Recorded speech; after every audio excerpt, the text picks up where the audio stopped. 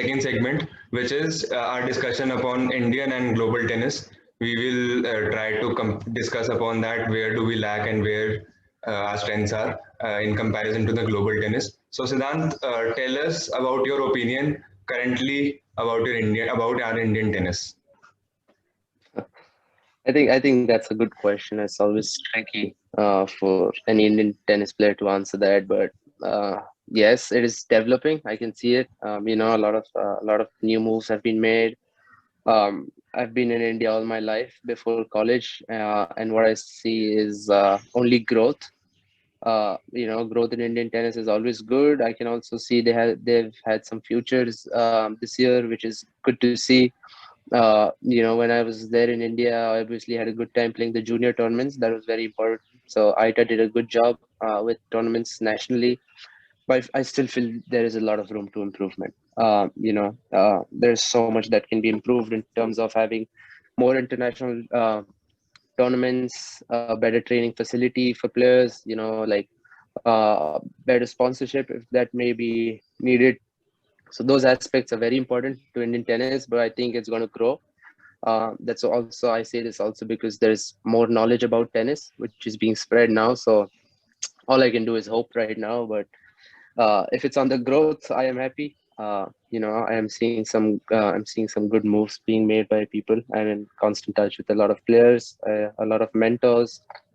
So I know where Indian tennis is headed, and it's good to see also like players doing good.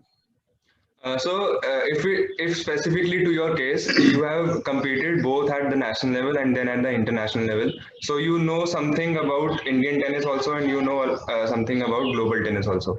So if we now differentiate between both of them, where do we lack? Are these the facilities, coaching structure, or overall tournament structure, or something I else? think No, I think it's a combination of all. And that's why players, the jump we talk from juniors to seniors, I think this is the biggest factor of the jump, because it is not only something related to facilities, because I still feel you can do a lot with what you get. There's still a lot of room for improvement. Things could be way more easier if we had a better group of players coming and training together with a lot of coaches coming together. You know, uh, because I also feel it in this way. If there are good number of coaches who can come and work together, or have like a training facility in India where all the top players come and train, it would be more beneficial than everyone training at separate facilities. Obviously, that makes a difference. Not the biggest difference in my opinion, but that could make a difference. Having more international tournaments in India is somewhere we lack the most in terms of what I can see globally, what I can see nationally. Because I feel if you don't get a lot of financial support in India, this is the least you can do, right? Give your players more opportunity to play tournaments. Because I know it's hard to find a tennis sponsor in India. Tennis is not that popular in India, and I respect the fact that people who are sponsoring, or people who have been sponsoring me, I've been pretty lucky, and I thank them for that. But in terms of speaking about what other players have been going through, or what can be improved, I feel like adding more tournaments will definitely help. Adding more knowledge to the sport will obviously help. You should give more importance to the sport.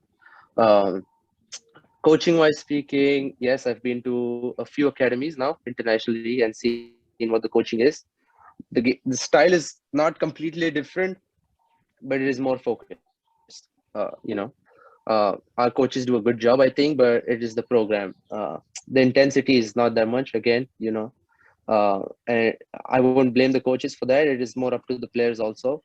I can see myself how I train in India, and I can see myself how I train abroad. But that is on me, and I know a lot of players would agree with me on this. But it is the structure.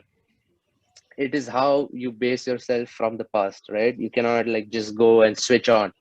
It is something which has to be developed. You have to make slow progresses in that, and I think that factor would make the biggest difference. And thinking professionally ahead would make this difference.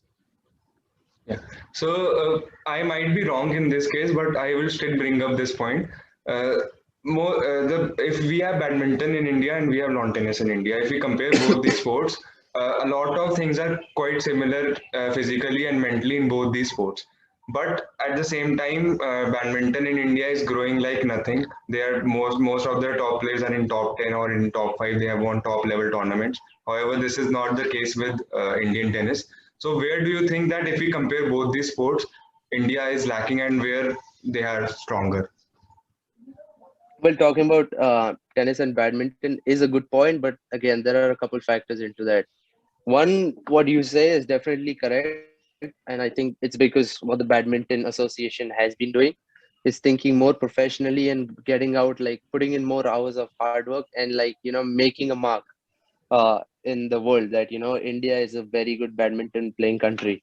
So the federation is doing a good job. The badminton federation, the players are doing a good job, and it's how much hard work they put in, and their routine have been much better than the tennis players, I would say, if that is the reason for badminton growth. But on the other side, badminton cannot be compared to tennis in terms of globally speaking, because I feel tennis is more popular than badminton. Tennis is played by more players internationally, and there is more competition in tennis than compared to badminton. Badminton is a very Asia based sports. I know there are a few countries in the Europe which play badminton, but if I speak about tennis, it is more into the West. So it's obviously harder to become a tennis player than a badminton player. But nationally speaking, about what happens in India, I think yes, badminton does a good job, but I feel like as tennis players, we can also follow the same path and have more tournaments. Yeah. So you have been part of various junior Grand Slams, ranging from US Open to French Open to Australian Open and even Wimbledon. So you have faced the top junior players there. And so, what difficulties did you face while facing these kind of players, and what were the things that were different from you that they were doing on court at that particular time? I feel we were very, very similar when we were juniors. And I'm talking about players like Sebastian Corda, Musetti, Gaston, yeah, Felix, Denis Shapovalov. I was higher in ranking in terms of many players. I was higher than Musetti. I've also beaten a couple players in the names I've mentioned in the Grand Slams. But again, in juniors, I had a very good junior career, so I did not see myself as an underdog that time. Yes, I always thought that they would jump faster than me because of what resources they had, or because of what what kind of players they would develop into. But at the junior stage, yes, I was like, I could find a way to get past them. And yes, I'm not surprised by the jumps they are making right now, because I know what caliber they possess and how much work they put in. So speaking wise, yes, I've also played with players like Alex Deminor, uh, and yes, I've had a lot of learning experience from him, and I've seen myself like, wow, and there's a lot of learning experience, learning to be done in terms of everything, physical fitness, tennis wise, how professional they act on and off the court. So it was a good experience to play all the Grand Slams, because that's where you interact with the best players, and that's where you understand your level in tennis, and that's how you can rate yourself. So my next question sprout out from this point only, which is we are extremely great. We Indians are extremely great at the junior level, and when we jump on to the men's level, we are like we are the underdogs, as you mentioned right now. So where do you think that we are lacking in this aspect? Again, I think there's a couple factors into this. One is definitely the resources and stuff I spoke about that can make a big difference. I think the biggest difference is financial problems. Because if you compare Indian players when they transition from juniors to seniors, the biggest factor which I think is opportunity, and there is a lot more competition in men's circuit when compared to juniors. The junior circuit is small, it's easier to jump the rankings, but men's is not like that. You have to play more, you have to lose more, um, and you need a lot more patience in men's circuit. You cannot expect to like win every tournament. You have to be ready to lose 10 tournaments and win the 11th one. And to lose 10 tournaments and to play the 11th one, you need money. And that's where financially you have to be very stable. You have to have some support, and that's where I think a lot of players quit. Because in juniors, a lot of Indian players taste success at an early age, but at men's, when they start losing, they start doubting themselves. They think things are wrong. They think this sport is not for Indians. They think, like it is not up to them. But that is how tennis is. You need patience. You cannot expect yourself. Yes, I've seen some players making like tremendous jumps, but they are special players, but they've also received that kind of training. They've also received that kind of financial support to be like, even if you lose 100 tournaments in a row, we will still sponsor you. If you ask that question in India, is it possible to that 1 year I will just work on my game, I will play 30 tournaments, I will not make a single point, will you keep sponsoring me? 99% of the times the answer would be no, right? Because they want results. But you have to understand that's where the financial support comes into play. That is very important. But on the second hand, on the second side, I feel it is a lot about the players, a player's mentality. As we spoke earlier, I think a lot of Indian tennis players think after juniors to seniors, because they get old and matured, they have their own brains working. And I feel like a lot of players come up to the conclusion that, yes, men's circuit, Indian players don't grow very fast. Foreign players are built strong, and they are meant for tennis. Indian players don't peak until they're 28 or 29. I've heard a lot of false information about this, and it is sad. It is sad because this misinformation has been spread so much in India, that at a point people start agreeing to the fact that, there was a point where I had like listen to this conversation from so many elders saying like, oh, like, Indian tennis players speak at 28, 29. You cannot be strong till then, and you have to be strong or like built, or you have to be 6'6" to be a good tennis player. You have to be tall. It's all bullshit in my opinion, because as I told you, there are numerous ways to win a tennis match. I've seen a lot of smart players. Alex de Minaur is not that way, and I give his example because we've shared the same journey. He doesn't serve bombs. He doesn't hit big, but Dan Evans again is similar. He's old. You don't have to be strong to win a tennis match. You have to be very correct. But again, there's a lot of factors. It's up to you. You have to work double. Because men's circuit is strong. Yes, you have to be very sharp than what you're in juniors. It doesn't come that easy. But mentally, you have to be very strong, and you have to like convince yourself that you belong there. Because if you belong in the juniors, there is no such miracle happening that in men's you will not be there. If you're a good junior and if you work in the right direction with the right mental aspect, I think you will be a very good men's tennis player, unless those false information come and affect you. I too have heard the bright side of being a good junior tennis player for the first time here. Most of the people keep on saying that Indian tennis players are only good at juniors, but when they jump into men's again, this is really good. This opinion is really good. So moving on to No, the next. that's also because, sorry to Yeah, interrupt, yeah, but go on, go on. that's also because no player is ready to sacrifice losses. Because if you're a good junior tennis player, you're used to winning, and once you get old, uh, you try to analyze too many things, and you think, you cannot peak till 28, 29. Why do I play this sport?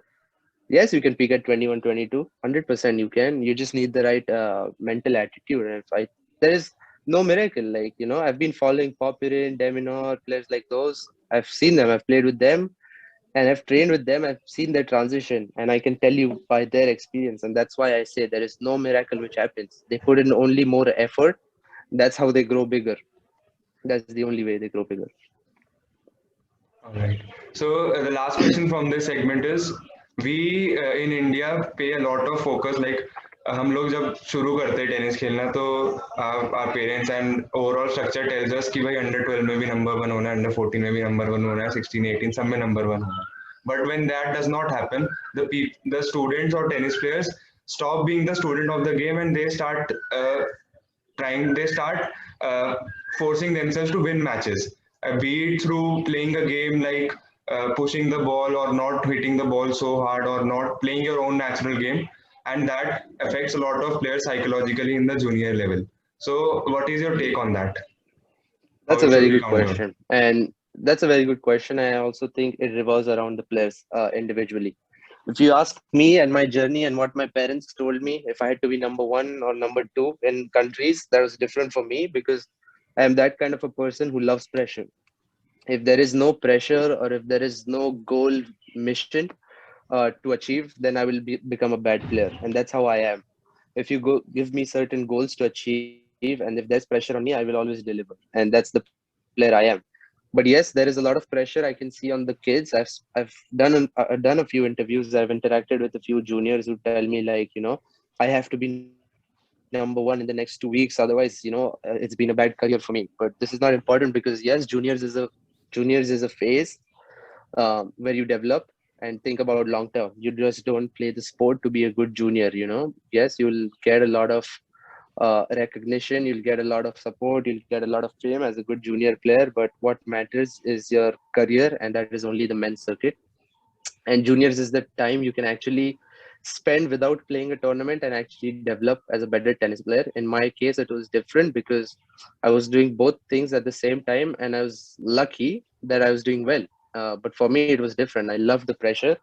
My dad and my family and my coaches always used to give me a target to accomplish. And when there was pressure on me, or if there was like something I had to achieve, that was the time I performed the best. If there was something like, hey Siddhant, like just go into this tournament thinking that what we worked on the forehand, if there is no mission or purpose behind that goal, I would not go to the tournament with the right mindset. So for me, it worked in a different way, but for some players, it can work in a other way. So I definitely feel that it is very important. It depends on players to players, and parents also have to understand what their child is capable of and how they want to take things forward from there. All right. So with this, we come to the end of the second segment.